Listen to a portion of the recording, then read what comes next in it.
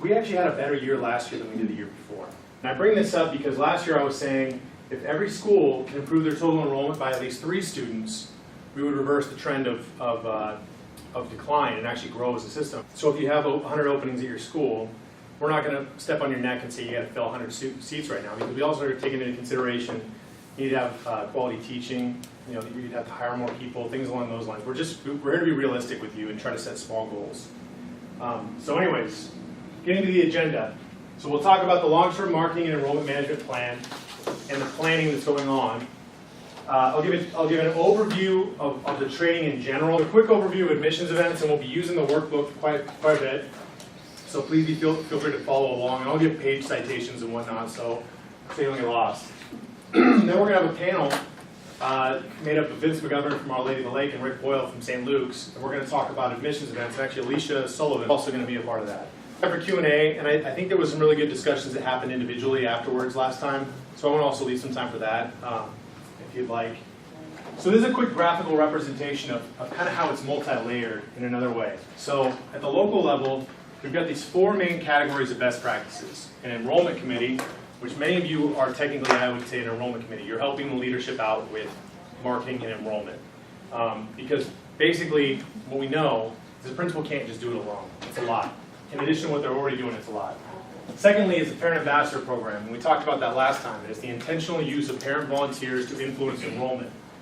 Thirdly, we have admissions events. And I don't say open houses because every time you have a prospective family on campus, that's an opportunity to enroll. So that's an admission event. So how do you prepare your school for an admission event? And then lastly is how do you keep the current parents that you have in school coming back year after year? So how do you re-enroll them? Do you have a strategy for that? And what we hope to do from the OCS standpoint is provide resources and training that make that easier to adopt. And really it's not a black and white. An enrollment committee has to look like this, and this. And you'll see as we walk through the workbook a little bit, there is a little bit of language that makes it sound like you have to do things a certain way. You don't. We're just trying to encourage you to kind of move into a range of best practices. And then lastly, we'll have this multi-level, multilingual, and multimedia campaign going on that will help us out. So imagine this for a moment. Your school is employing all these best practices and bringing families on campus already on their own. They're doing a great job in terms of hosting families and pushing and moving them and encouraging them towards enrollment. You're providing feedback to the OCS and telling them what else you need, so you're actually getting better over time. And then at the same time, we have a campaign that's advertising, let's say, an open house broadly for Catholic schools, saying open houses in Catholic schools happening now. And it's a targeted campaign that actually drives through our website to your website. So we're trying to increase traffic in general. Because in the end, when we get people on campus, they generally sign up. They want to come to our schools. Okay, so OCS support services that we have right now.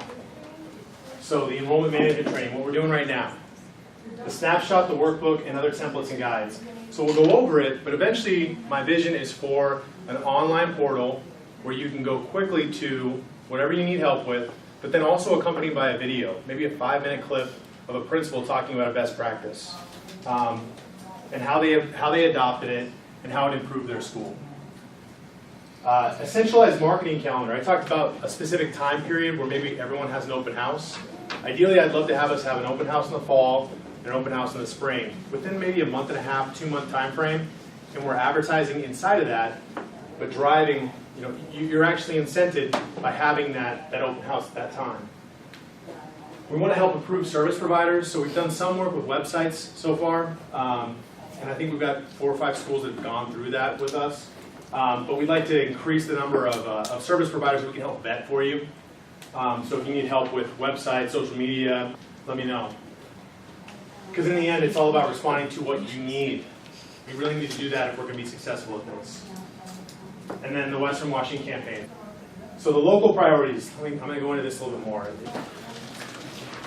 The purpose of the enrollment committee, well, why do you need it? Because it increases your leadership capacity. If you don't have any help, if the principal has themselves and a front office assistant, they're stretched thin. That's just the way it is. So we need to increase their capacity. And so then these next 3 things are really marketing activities, doing a SWOT analysis, developing the value proposition of your school, having a plan to engage your target audience.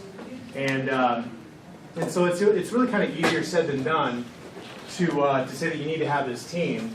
So the workbook provides some guidance in terms of ways to go about this. So if you turn to page 11, and this is a sample agenda for the year of what your enrollment committee might go through. So there are different phases. So you want to have a phase with current situation analysis and goal setting. Phase 2, developing your parent ambassador program. Phase 3, driving admissions and handling objections. So getting people on campus and being prepared for any questions that they might have. Phase 4, ensuring the retention of your current students. Phase 5, ongoing progress evaluation and plan optimization. Really, it's about, if you put together a great team one year, you want to make sure that they're there the next year. So you thank them, you remind them of the success, how important it was for them to be engaged, and why they should come back the next year. On page 18, you'll find enrollment target worksheet. Now this is an example, and all the examples that you see in the workbook are supported by a blank template in the back. So if you want to do that for yourself at your school, there's a template for you to do that in the back. So page 18, worksheet for goal setting. So for this particular example, the school has 215 students in September of 2014, and they want to grow by 10. So they're also going to take into consideration the graduating students that are leaving, people that they're anticipating transferring out because of moving or things that you can't control, or maybe you can. And then so that gives them a net returning students of 187. So they really know that that number they're looking for is 38 if they're going to grow by 10. You know, it's not just, it's a little more, it's a specific way for you to get to that number. On page 19 is the snapshot, which I believe you've all seen. And if you haven't, again, I've got a copy of your school here. On page 20, this is about the purpose and vision for the enrollment committee, but it's also about the purpose and vision for the school. Because why would people want to help you? You know, and so you need to be able to communicate what you're doing and why it's important.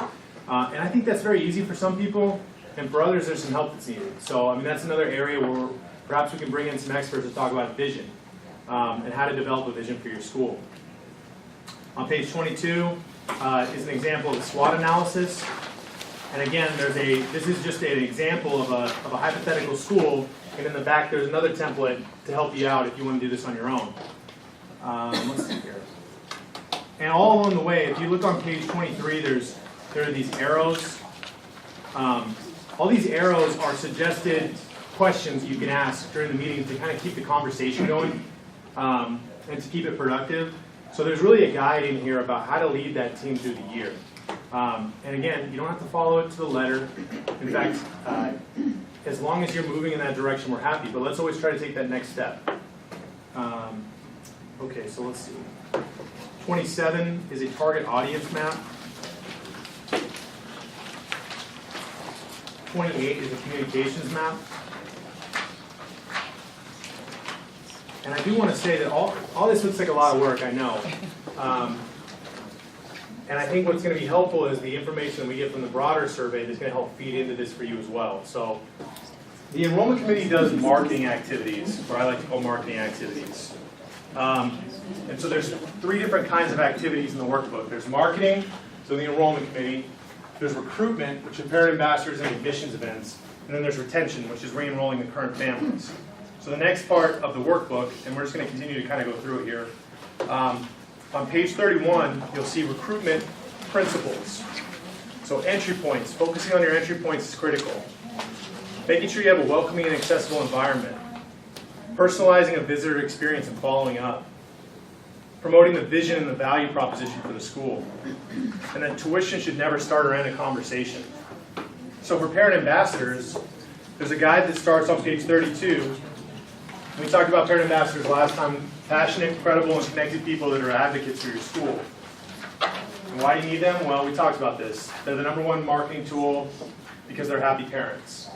Word of mouth advertising, even in today's world with all the new technology, is still the most effective and the least expensive. And you already have them. They're at your school, they're in your community, they're talking about you one way or another. Wouldn't you want to influence what they're saying about your school? and then use them intentionally to help with enrollment. Because prospective parents trust them more than they trust you. They do. So admissions events, which we'll talk about a little bit more. Why? Well, admissions events, and the way I define admissions events, again, it's not just open houses. It's anytime there's a prospective family on your campus. How are you moving them towards enrollment? Why do you have admissions events? Why do you have an open house? Because it's a call to action. Just like a teenage boy asking a girl to a dance, she's more likely to say because the dance is happening. You know, parents can invite other parents to an open house, and people will come. This is where enrollment decisions are made. Enrollment decisions are made on campus. And let's see here. So there's a guy that we'll go through here in a second for that as well. Lastly, re-enrolling families. Well, why? Because the majority of students that you need in your classes next year are already in there now. And each year is unique. It's a new decision. Just because I thought it was worth my money last year doesn't mean things haven't changed in my life where I have to reconsider. So we need to always have a strategy to re-enroll our families. So if you turn to, let's see, I think it's 45. That's the admissions events guide. And really, this is kind of a format that you can use, but I think everyone's probably addressed this in their own way. But what we've proposed here is that there's 4 stages. You prepare, you intentionally invite people, you host, and then you follow up. It's pretty self-explanatory. So what's prepare all about? Well, remember that everything is an admissions event. It's an opportunity to show off your school and to get more people to join the community. The end goal is always enrollment.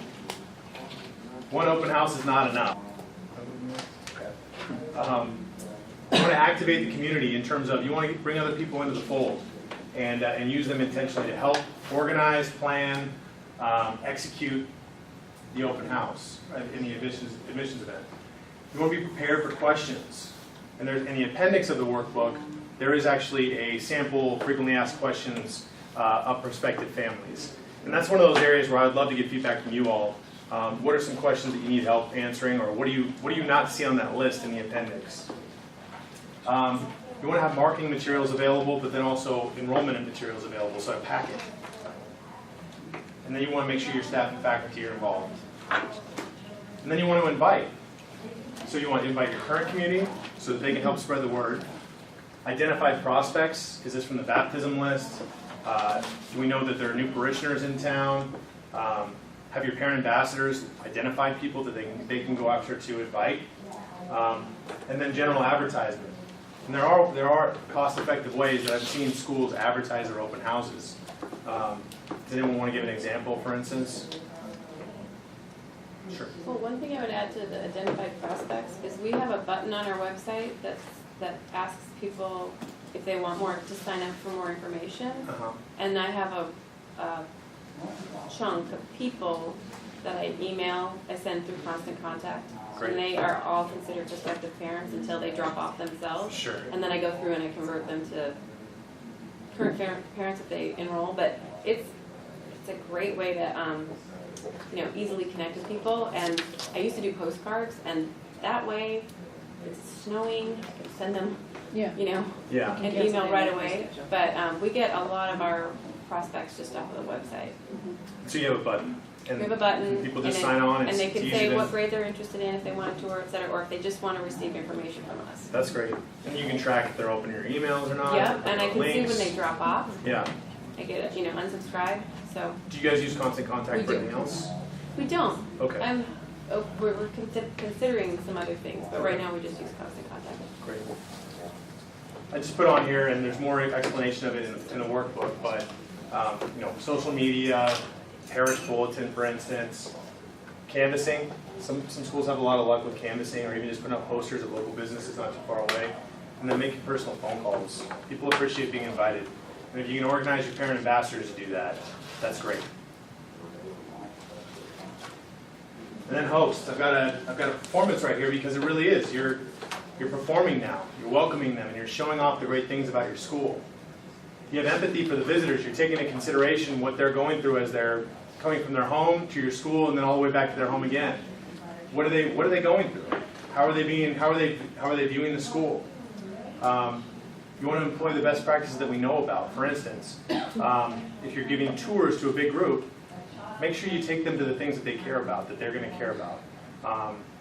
What do you guys find are the most important things that parents care about on tours?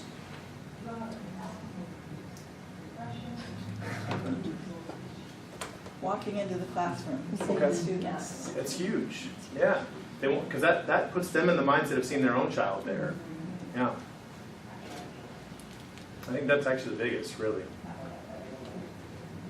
Get feedback. Ask them, what do you have any questions? Is there anything we can ask you, or is there anything we can answer for you? And then ask for enrollment. Are you guys ready to enroll today?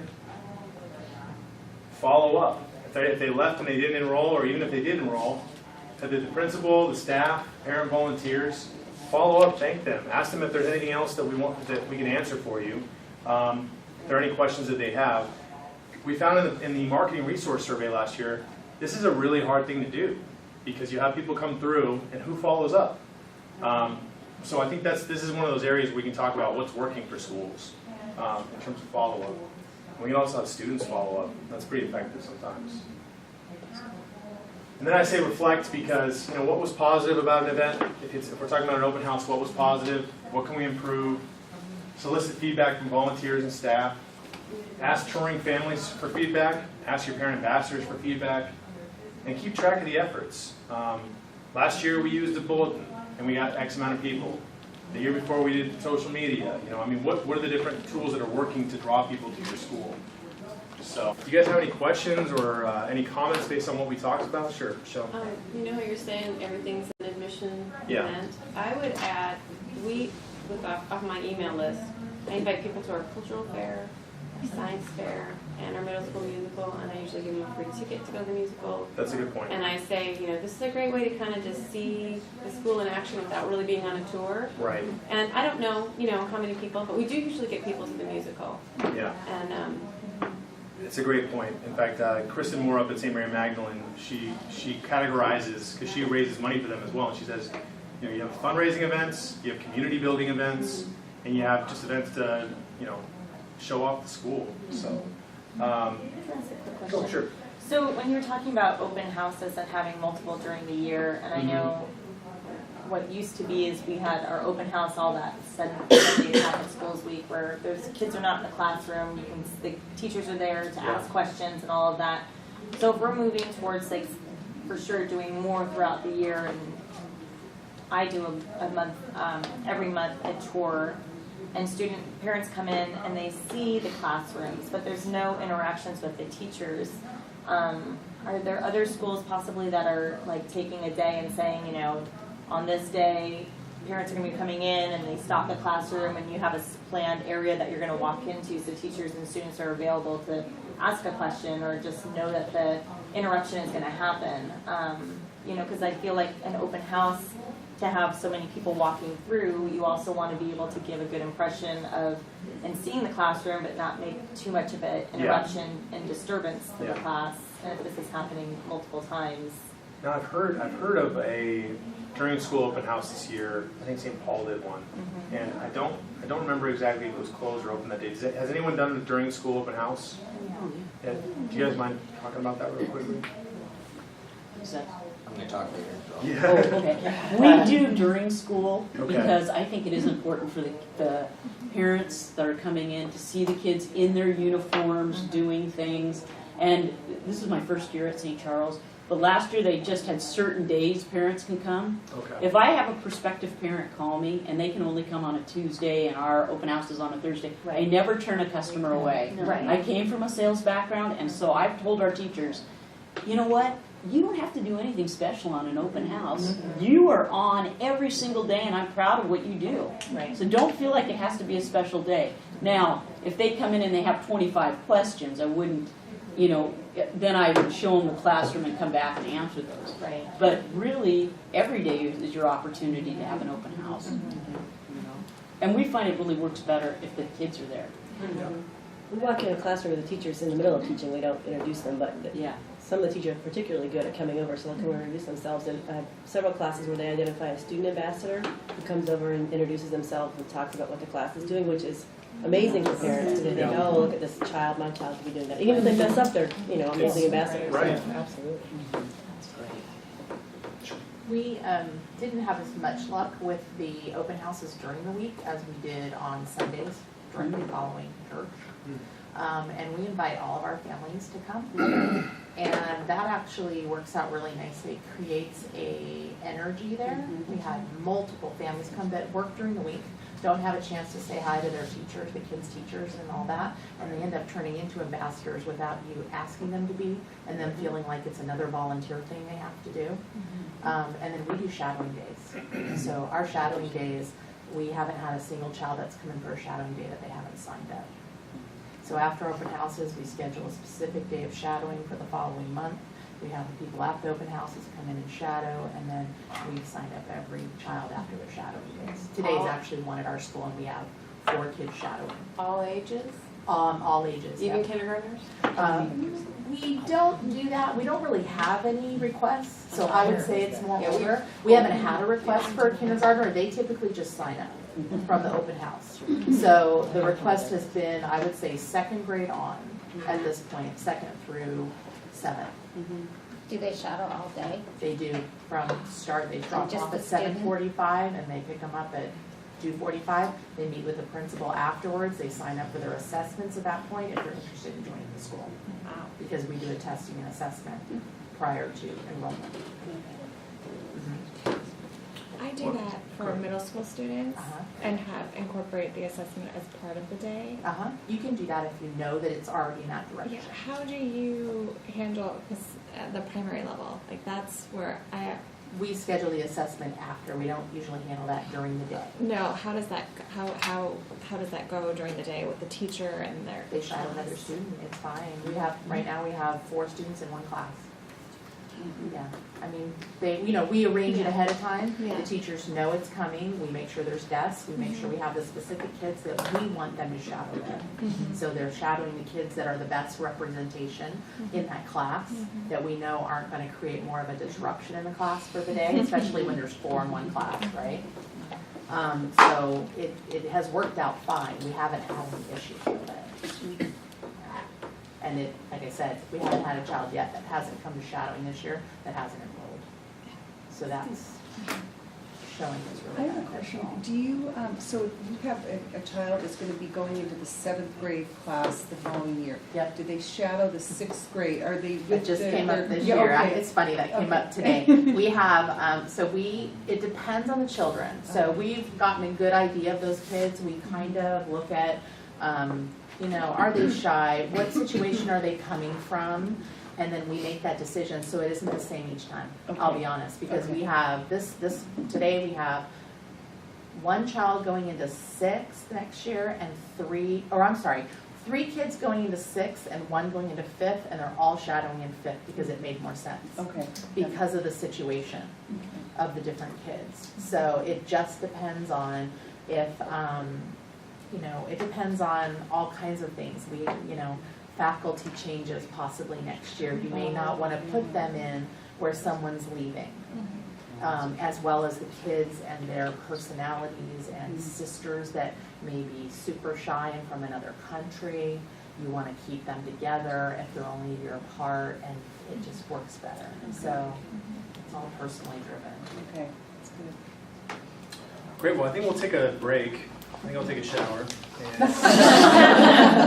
And we're gonna have a quick we're gonna have a panel with Vince McGovern and Rick Boyle. So thank you all for being here. And I think we'll just start off with, maybe we'll start with Rick and Alicia.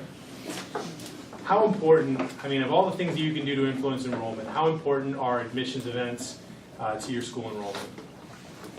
What do you think, Alicia? It's very important. Would you rank it as the top?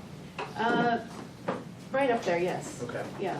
I think we get a lot of walk-in traffic too, and a lot of stop-ins.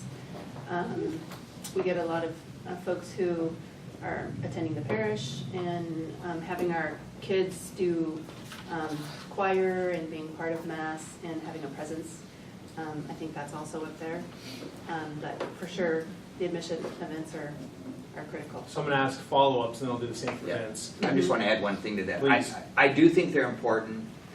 This is, St. Luke's is my first year. This year's my first year. I was at St. Joe's for 28 years, and we did informational nights prior to our first open house event, so that people know what our story is. And I think that's really important, so that when they come in for that event, they've had some information about what your mission is, where you're going as a school. Vision was really, really important. And that's what made the event in the school, and even here at St. Luke, work well. Because like, aha, I see a school that is taking off. And I'd like to learn a little bit more about the journey and what my child would be like on that journey. So they're huge. I have a question, actually. What do you do, is it okay if we ask a question? Sure. Okay. What do you do to drive traffic to those information nights, especially in preschool kindergarten? Tim spoke about that, especially the pre-Ks? Yeah. Oh, we advertise in several local newspapers, magazines, what is it, Children's Weekly or Seattle's Child, things like that, so that they know about it, because and also to local preschools, just get it out there. So that's the target population, and we hold that event separate than the K on up to middle school. We do also, I keep track, I work with the parish on the baptism lists, and they're forwarded to me, and I keep them in, and we have birth dates, and so I can kind of categorize them and keep separate lists. And we market to those families. We also do flyer inserts and pulpit announcements leading up to the events. And we go through our mailing list of perspectives.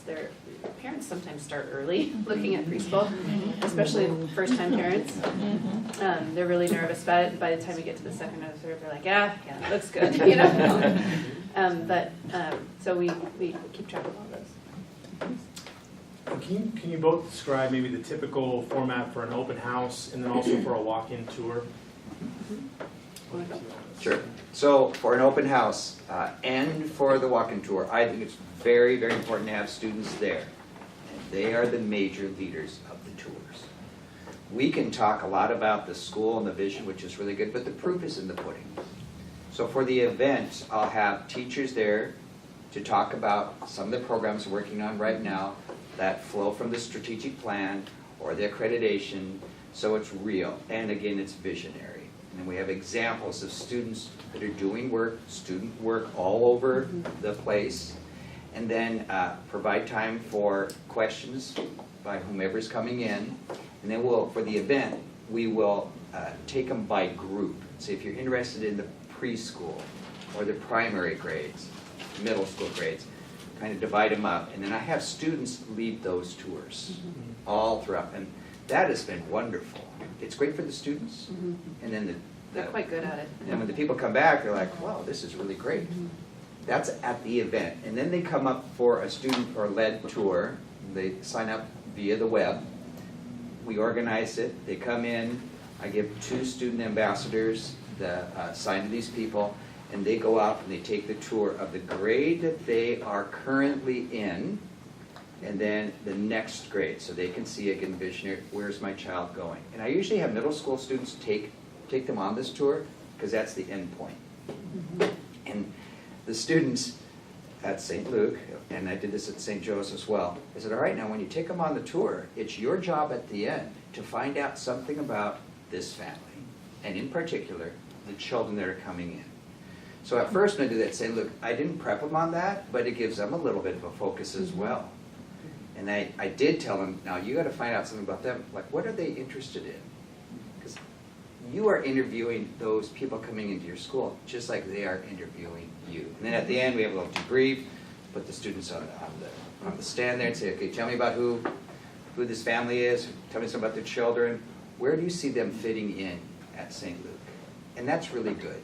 And then vice versa, I ask the parents, what did you learn about these students here?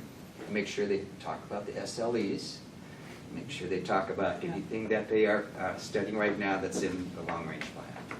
that student voice has really, really proved to be Yeah. quite successful. And I can say that this being Rick's first year at St. Luke, we did it differently before. It was all principal driven, all of the tours, I mean, and I was really nervous when he came up with this She approach. should be.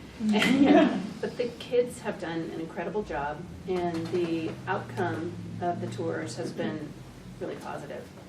I think it's, wrapped in a great conclusion and dialogue about all of the extra questions that parents come up with along the way. But I think to have the exposure and to see that the children are great leaders, and they get to see it through their eyes, it's been powerful. Can I ask a question? So do you have set days of the week that are on your website or something that you sign up for? And so you can kind of plan ahead, like the students are going to miss class on these days because they're going to take 5 families around? You're not just doing it on the fly, obviously. We don't do it on, well, yeah, We yes. are pretty much Sometimes doing it you on don't. the fly. No, we'll do it, Yeah. but they sign up. In my other school, we had a Tuesday, Wednesday, Thursday. Those were set for student tour days. Uh-huh. And I don't have just specific students that do the tours. It can be anybody. Mhm. So we'll take them right up at St. Luke. We'll take them any day they would like. Mhm. Teachers are very open to that. Somebody asked the question because the parents want to meet with the teachers. But we have found at St. Luke and at St. Joe's, they get a lot of their questions answered by the students.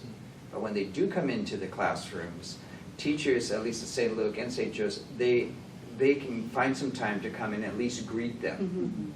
And there usually are handouts that they have. Here's my curriculum map. This is the unit we're in right now. I hope you have a good time looking at what we're doing here. Go ahead and chat it up with some of the students. So it's worked very well. Okay.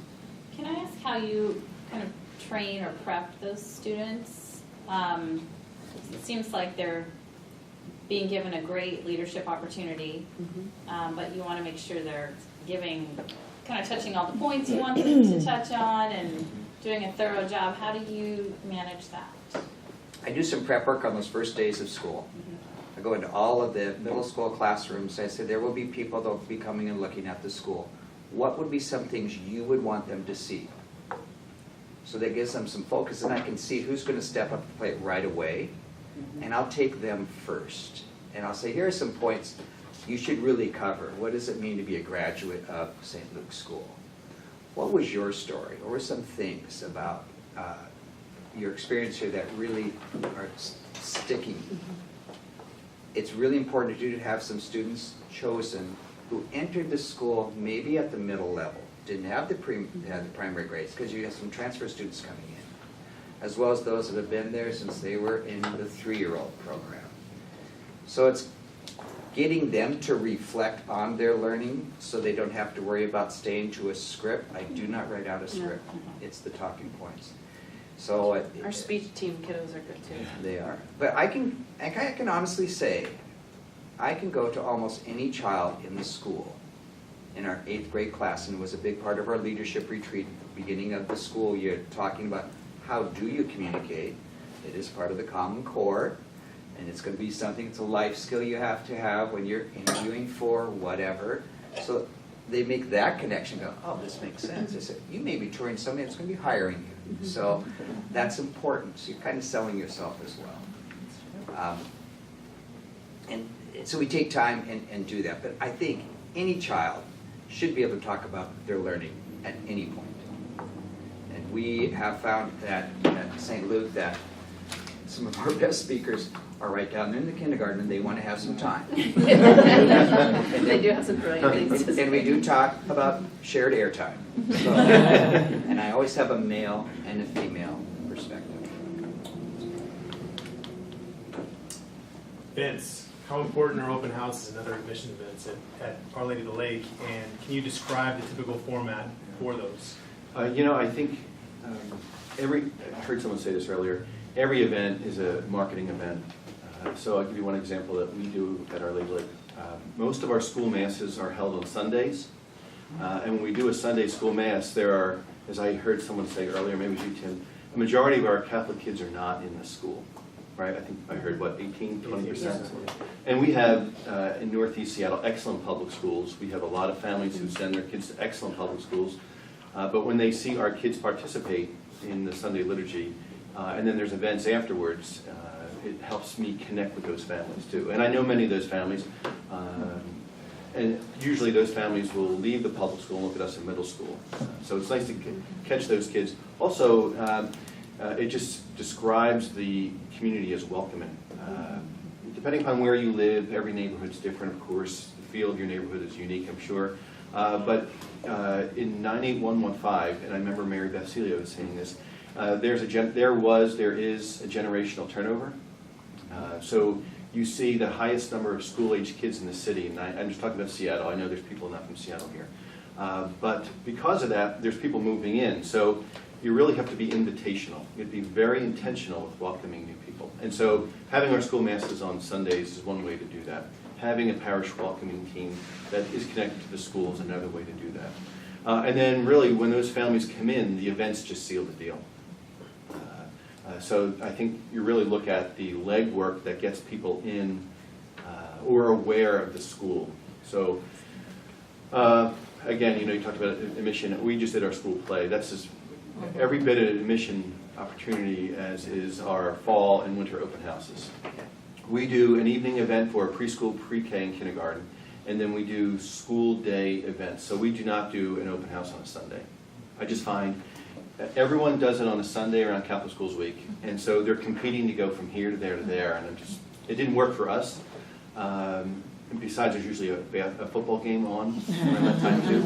So we do it during the school week because people want to be there and see the kids. So that's worked very well. And I just heard what you guys said about St. Luke, and I think that's a best practice in terms of engaging the students because our families can relate to a kindergartner, first grader, boy, girl, whomever it is. So engaging the students in their job as salespeople at the school. Yeah. So is every Sunday your school mass? No. Okay. No, we do probably about 8 or 9 school masses. We go to church every week. Right. But the whole school, we do probably about 8 or 9 over the course of the year. On Sundays? Yeah. And what does that entail? Kids' participation, reading, reflecting on the gospel. Usually many churches will do the children's liturgy of the word, so there's a part of that as well. The kids are brought out. Our Lady of the Lake, we do a families mass, and so the families will do all of the presentations. We'll do the reflection, we'll set the table, we'll be on display. We'll be hosting the reception afterwards. Kids in uniform? So that's been a big debate. That's been a big debate. And so I usually tell them no uniforms at all. And one time I tried, if you did a uniform, because it's on weekend, I'll give you a free dress pass. Because the kids don't want to wear the uniforms. I don't want to wear a uniform. So that's why you decided against it? Because they don't want it? Well, yeah, and I wasn't sure what it was doing. But I know when we go on field trips, we always wear uniforms because that's a great, we know that. It's a great marketing piece. Can you elaborate a little bit on that families mass? Is it school families or is it just families in the Our Lady of the Lake community?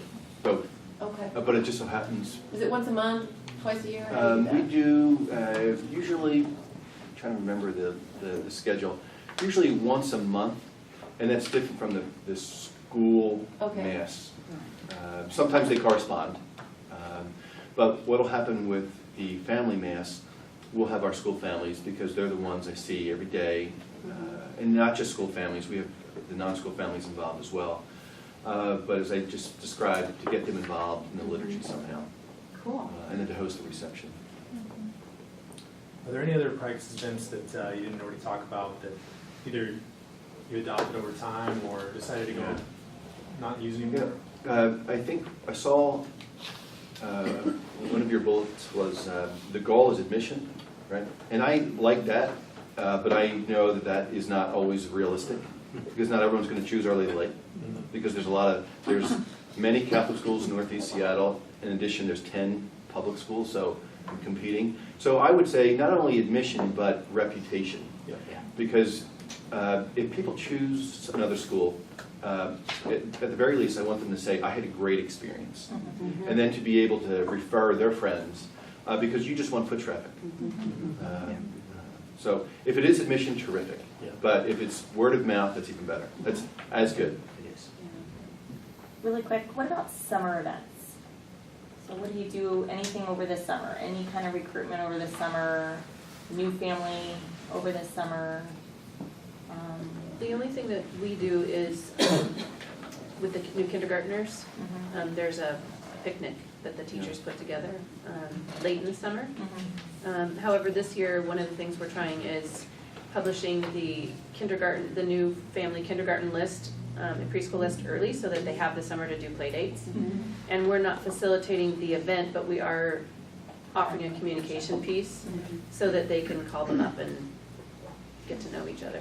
And I'll just piggyback on that a bit. Two things. What Vince said, I think is important for families to hear. When I have them at the end of their tour, I have a whole slew of questions I'll ask them. And one of them is, what are the schools or what type of school are you looking for your child? What programs would you like to see in place? Because you want to make sure you can make good on what they need. Our school at St. Luke has a reputation for serving students who have dyslexia, dysgraphia, or they're on the spectrum. And so we have some special needs that we can address well, but there are some things we cannot. So I'll say, find out what they're looking for, and I'll ask them what other schools they're looking for. And I'll say, it is wise for you to do that, because we're in a great area. You have a wonderful selection to choose from. I hope that, and I leave you feeling, I'm privileged that you looked at St. Luke's and that we're on the list. But I would really encourage you to look at Our Lady of the Lake. Look at St. Mark's. Look at ASB. I'll only do the Catholic schools. Because I think I want them to get into the Catholic school system, because I believe so strongly in faith-based education. Now, we all don't have programs in our Catholic schools that can support those. And I think parents appreciate it because you're being very transparent. That's important. A thing that we did in the other school and that we will be doing this year at St. Luke, once we get our pre-Ks in and our new students in kindergarten, not so much yet for the middle school or the intermediate grades, after the acceptance letters go out, we invite all of those children to come in, and that's where we do the assessments. So they'll come in for a day, and I'll release the pre-K and the kindergarten teams, and they will take care of doing the assessments. We don't use that for acceptance. We use that actually to learn a little bit more about the child, so that the receiving teacher has programs set. While the children are being assessed, the parents are going to be meeting with current parents, so they can ask some questions about what's it like, what are your children doing over the summer, and that's a place to get some play dates. So you build that community right away. They have some names, they have hopefully some contacts they can enjoy over the summer, and then we invite them all back for that huge barbecue in August, which was a blast. And that includes some of the parishioners too that are there. I have a suggestion if people aren't doing this. We have buddy families, I'm sure other schools do. Yeah. And for our pre-K and K families, we have play dates that the parents put together. And then we invite them to meet at different parks, different times of the day, different locations. So if you work, you can maybe go to one at 5:30. If you don't work, you can maybe go to one at 10 a.m. And so it's run by preschool and kindergarten parents. It's not officially school sanctioned thing, but it's a really great way of nailing down your class and making sure that they're starting to get knitted into the community before school starts, and they won't change their minds. So it's pretty easy to do. It's fun. I do want to mention something that Vince does. I'm sorry if you said this already, but with the parent ambassadors and the open houses, you train them to answer the Catholic school question that way. Where if they say, what about such and such other Catholic school, never badmouth or bring it back to your school. And in fact, you asked me to test them on that. Yeah. That was pretty good. Can we just go over really quickly? So I think there's been some talk about this, but how many open houses per year? Are there different age groups that you do? And what times of the year? So we do a fall open house for preschool, pre-K, and kindergarten. And then that'll be in November, and then we do registration of those families in January. We do a rolling admission for the other grade levels, 1st through 8th grade. I think for budgetary reasons, it's nice to know how many kids are coming in early for preschool, pre-K, kindergarten. So that way, I can put my budget in place in January for the following school year. And then, like I mentioned, we do a January open house for the whole school. And then after that, especially in the middle school where, and here in Seattle, I'm not sure what it's like in Shoreline, but after 5th grade, they move on to middle school.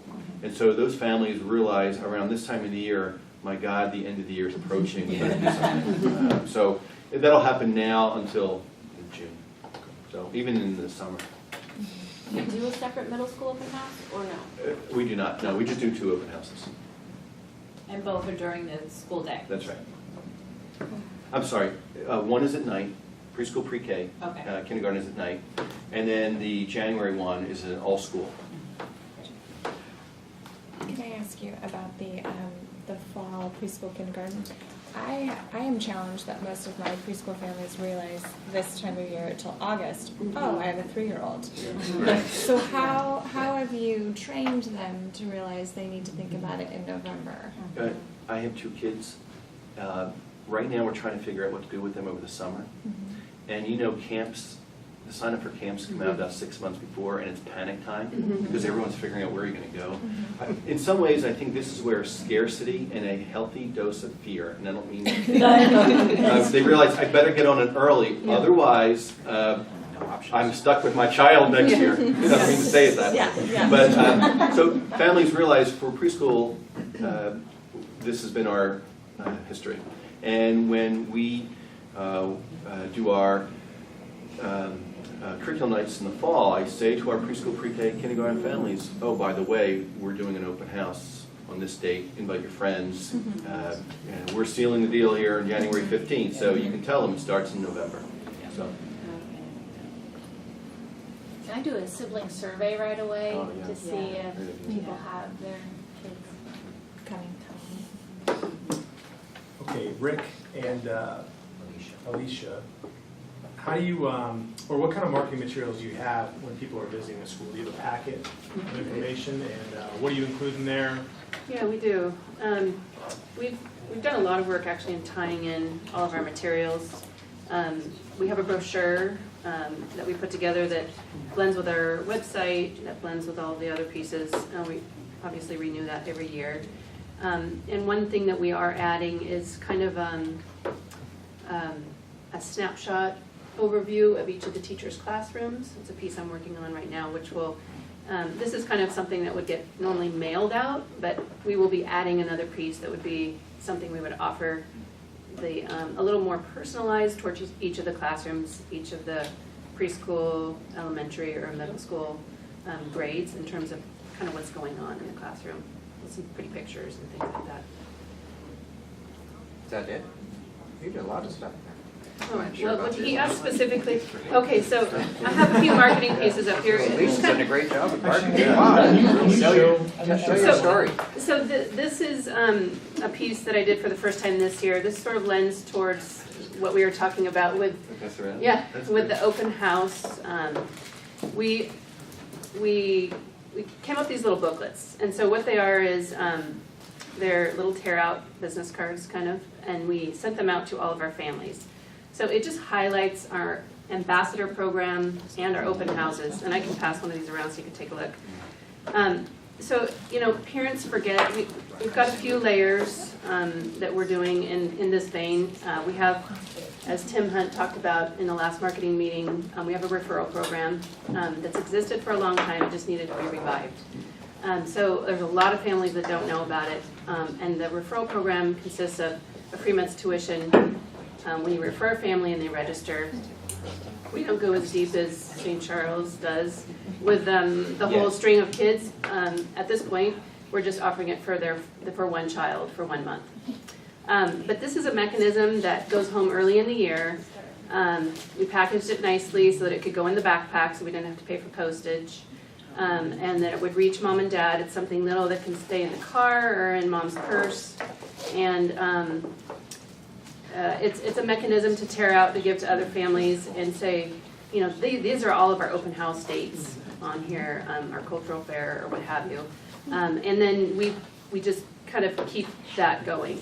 I just recently sent out another blast email to parents with the same, you know, kind of look, reminding them, don't forget, you know, refer a family, 3 months tuition, it pays. All you have to do is refer them, we do the rest, you know, you have to fill out a form, that's it. So that is taking off. And we're also publishing within the school who actually is referring a family, and we're giving them the limelight saying, thank you. These families are getting 1 month's free tuition, and it's just building momentum.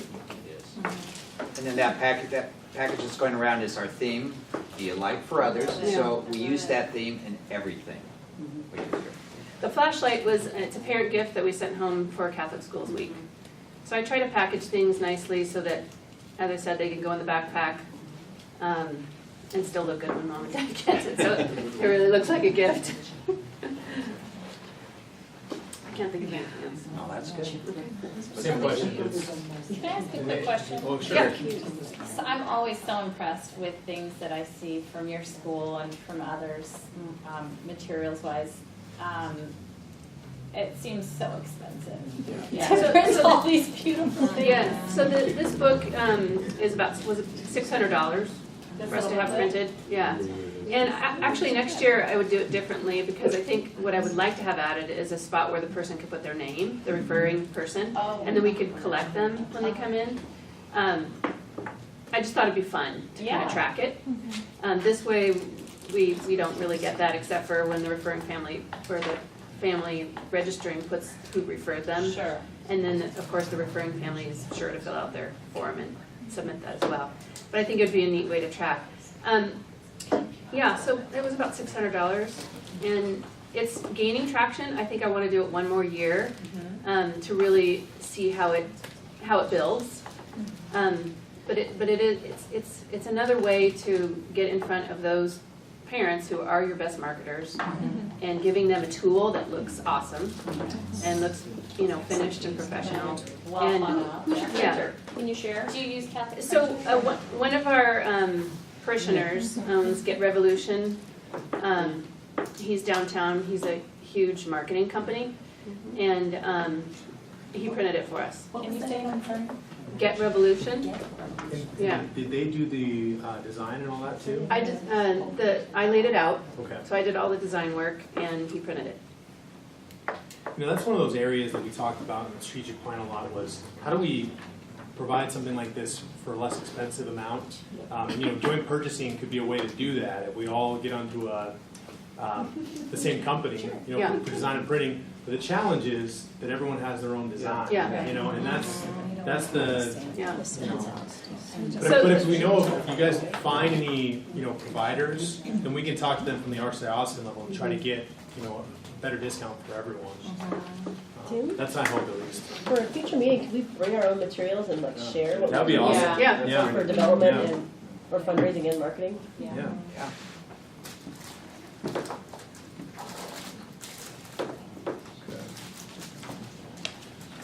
Okay, I think we've kind of touched, have we touched a bit on how to identify potential families to reach out to? And maybe how to promote? I think we talked a little bit about that. I can say this last year we purchased a mailing list. We did a direct mail piece towards our big open house. And that was the first time we did that. And now we haven't gone back to, I don't know if we'll go back to using that list next year, or it just gave us a influx. It was expensive, but it gave us an influx of names and more exposure. And now we're just working on that. And what I'm really trying to do is not to get too big and broad in the funnel of names coming in, but do really taking care of the names that we have and do it well. Because I think if they've, like you said, if they've come this far and if they've attended an event, they're pretty interested. Yeah.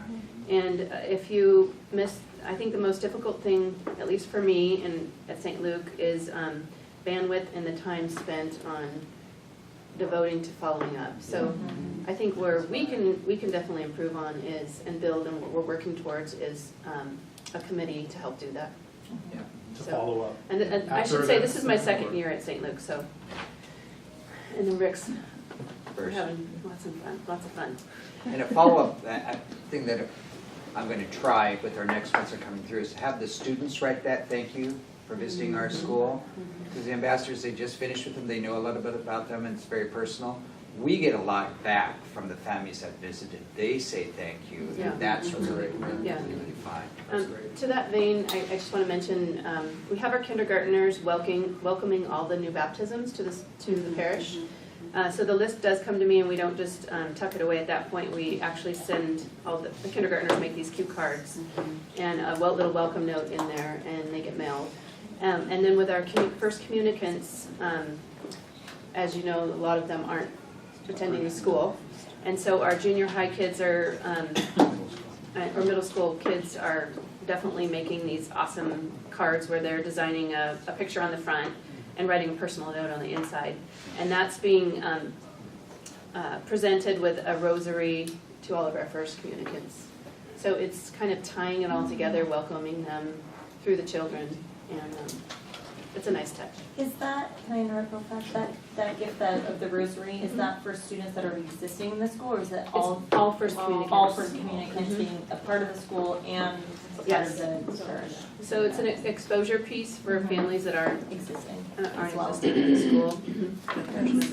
Mary Beth Celio, I think Alicia mentioned this earlier, just helped us with a survey to send out to all of the families that are within the parish to find out what they're looking for their schooling for their children, for the pre-Ks as well as those who are in the parish that are not at St. Luke.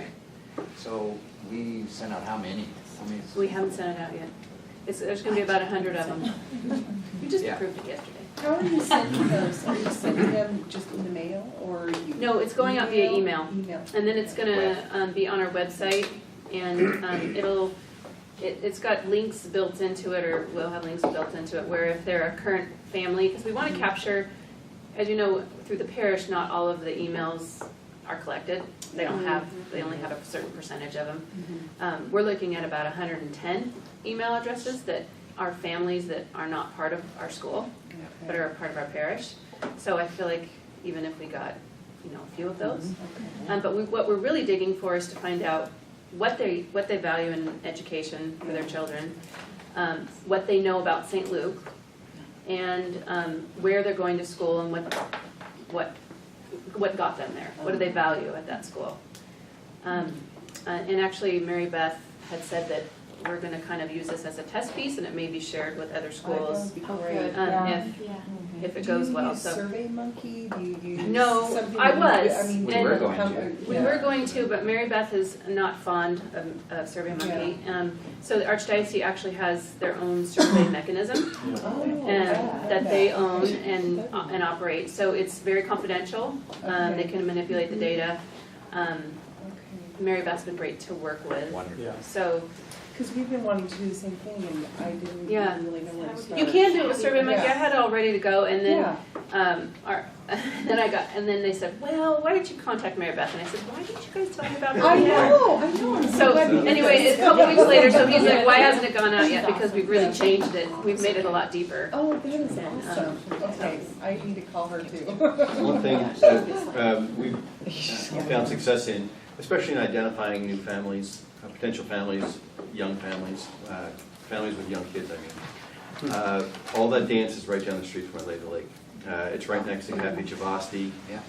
When all that dance lets out at 10, we host an event at that coffee shop for free coffee. We just give people free coffee for an hour.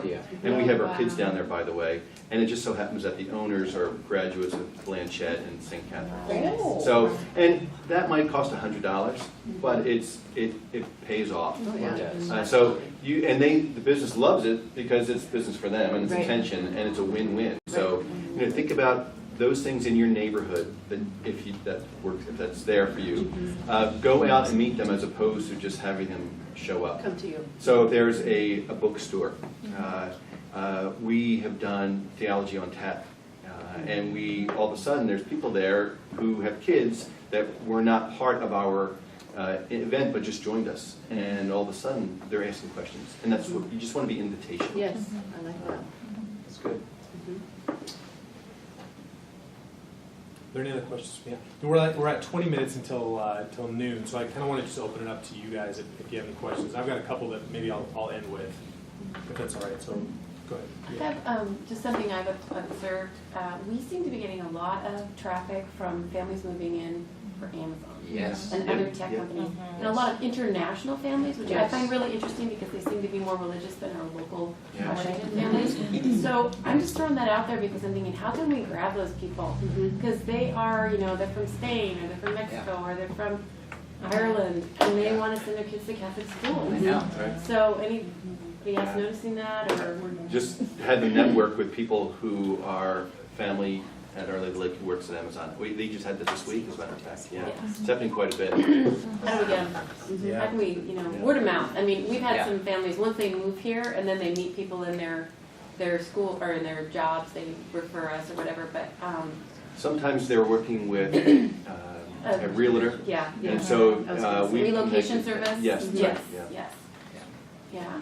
Is there a relocation service that Well, solely that's what works I'm with wondering. Amazon Yeah, that the 'cause I feel like we archdiocese could could tap plug that. into and say, here are all of our schools within these zip codes? You might Yeah. have people coming that want to send their kids to parochial schools. Yeah. We've seen that uptick in our area as well, but we just want to capture them. Yeah. Well, and it seems like they're finding us through the web, like, Okay. Yes. through the internet, and they're looking for Catholic schools. So I think if there is a website that is managed by the Office of Catholic Schools that lists all of our schools and where we're located, because the other piece of it is when they're coming internationally, they have no idea where they're going to live. Right. Right. Mhm. And I think that would be a huge resource Okay. to all of us. Because then they'll call me or they'll call another school, okay, I'm coming, but they have no idea where we are in relationship Right. to where Amazon is, Right. or where they're gonna live. Well, and that was a lot of the purpose for the new website that's out right now, CatholicSchoolsWW.org. And the problem, we've got about 4 more months of search engine optimization before we're at the top of the search list. But it's in process. The wheels are moving on that. But really, the main purpose of that site is to have that map and to show where everyone is. And you click on the icons based on the neighborhood, and then you can lead to the actual school website, because parents don't buy the Office for Catholic Schools. They don't buy the Archdiocese of Seattle Catholic Schools. They buy Our Lady of the Lake. They buy St. Luke's. They buy your schools. And that's where the decisions are made. So the best I can do is funnel them your way. But yeah, absolutely. And one point on this conversation too, that I know Microsoft has, I'm not sure if Amazon does, Microsoft has these affinity groups where if you're new from India or you're new from wherever, or you belong to a group, they have like an internal email chain that they stick together with. So if we know people that are already in our schools in those, maybe we can kind of try to tap into that and get them to help promote. Sure. Does the website have the ability for, like, when we're having our open houses, for you to put that out there? Yeah, there's an events page, Like- so it's a calendar. Yeah. Yeah. Of the different open houses? Right, and- okay. absolutely, yeah. And In is fact, that up now? what's the process for that, Janelle? Would they just, need to email me their dates, I'll put them on the calendar. Great. Janelle? We don't want, things like sporting events and No, stuff like but that, open but houses. any open houses, even like spaghetti feeds or bazaars, that stuff can go on there. Auctions? Yes, definitely 5Ks, auctions. So we just email you. Email it to me, and we'll Okay. put them on the website. Great. Mhm. Janelle.Grosinger. Could they also send it to OCS at Seattle Large? Would that get to us? Yeah, it'll get to me, Okay, yeah. okay. I wanted to mention one thing too. There's 2 things we look at: bringing people in, of course, which is what we're all trying to do. The second thing is, as you manage, as you work with, as you invite to a deeper level of participation, the group that I'm seeing now, the group of families I'm seeing now, are returning Catholics. So many people, I went to this school, that school, and that school. I haven't been in church in years, but we're interested. And I think the importance of being invitational so that they're invited to a deeper level of participation is appealing to families beyond just schooling. Because when you join a Catholic school, it's a package deal. You are a member of the parish. Most importantly, you're a member of the parish. And our families, I think, sadly, many of our schools will reflect this, people that's second. And I think just to come back to, because that that does appeal to people on a deeper level. You belong to someone. We want you back. And here's how we can do that if you want that. But that meets people, like I said, you know, not just in terms of what's good for their kids, but what's good for their family. And because of that, it just reframes the conversation. So it goes beyond Mrs. Jones in third grade. It's Sacramento prep classes, it's the community, it's the liturgical life. People want that. So put that out there. I have a question I'd love to hear from anybody, everybody, on family retention, especially when they've started with you in the preschool, kindergarten years, and they grow up and they get to that middle school age, and all of a sudden these STEM schools and these, you know, techie schools are appealing because they go through high school. I'd just love to know what you guys are doing for family retention, or any thoughts you have on that. Putting in a STEM academy. Honestly, we're installing a STEM lab this summer. You are at your school? For 5th, 6th, 7th, and 8th. Yeah. To use that. 5th, 6th, 7th, and 8th primary have use, and then 1 through 4 have secondary use. You call it a STEM academy. It's a STEM lab. STEM. We're not a full STEM academy, because that would have to be 1 through 8 full. But it will be a STEM lab specific to 5 through 8. In your school again? We're Immaculate Conception, Our Lady of Perpetual Health Visitation Academy in Tacoma, is that correct? They're the ones that are a full STEM academy, and they've gone through that. So we're doing a very similar version of that. What kind of cost is that? It depends on obviously it's independent, it depends on your building, depends on the things you choose for inside the STEM lab. We are in a 100-year-old building, so we're definitely in a much older building. I think we're around like the 90,000 range. And those are choices that are made because it depends on what you're installing and how you're installing it in the lab. I think our biggest cost is we have to upgrade some of our plumbing and our electricity. That's probably the biggest side. Visitation did it, and I want to say theirs was a little over 100, but they had severe water damage to their whole building, to the area they were using, to their building. So they had a lot of issues they had to deal with. We don't have that many issues. So, and it is very specific. You can do it for 50 if you want to. You're just not going to buy this furniture that's, you know, and we're already teaching it. So you're already teaching it. That's the nice part. A lot of people don't realize that. Is it a new or a separate class space? No, it's not. Currently, it's a classroom. It's a large classroom, and so what we're doing is we're moving some people around. We're going to have our 4 corner classrooms as 5th, 6th, 7th, 8th. So it's currently a 7th grade. We co-teach also our 2 years, so 5th and 6th co-teach and 7th and 8th do. Currently, it's a much larger room than a normal classroom already. So he's going to move over into the smaller classroom for just the classroom, and then that will become a mixed-use space specifically for that. Middle school's a tough, that's a tough age for students. And my experience of both St. Joseph and St. Luke is you have those excellent programs. The STEM it's quite out there right now.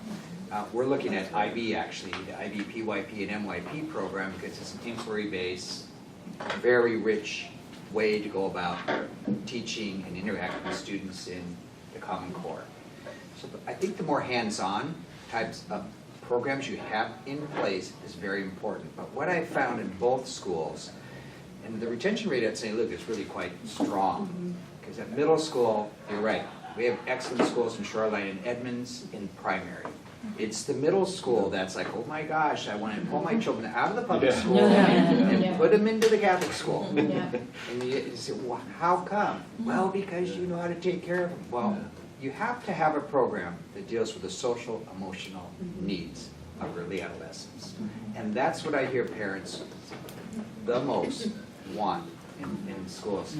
So we put an advisory program in, and it's all service-oriented, and they love that. And then listen to your middle school students talk about their education and talk about, if I'm having issues, we go through advisory, and it's a 1 to 10 ratio. So if you have a program that hits that very important part of the middle school experience, their child's experience, that is a huge selling point.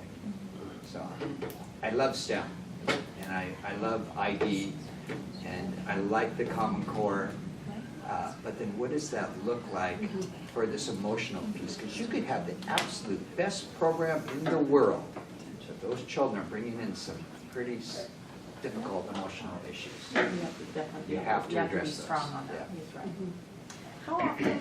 How often are you communicating with your existing families, and in what ways? Do you have newsletters of this fall quarter we're doing this, and did you know that the 4th grade class is doing that? And then who writes that and publishes it and sends it out? Because that's, I mean. We have a digital or electronic newsletter that goes out every Thursday, actually. But like, other than like everyday news, like, is that? So I use Facebook. Okay. And then we also Twitter. have Twitter, and then those are all linked to we do highlights on our website that are linked to the Facebook.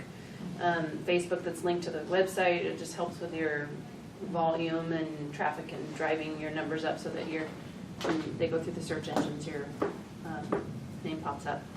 But Facebook has been a wonderful tool to help bring the culture of the school and all of the service opportunities, fun things, tidbits that the kids are doing. Parents are all over it. They just love it. We have a lot of parents that do not use Facebook or social media at all. And a lot of Hispanic families, it's just not, what else do you recommend? Like I said, we take highlights and we'll put them on the website in kind of a news column. And for more, they can link to Facebook, but we highlight those on our website in kind of the news section.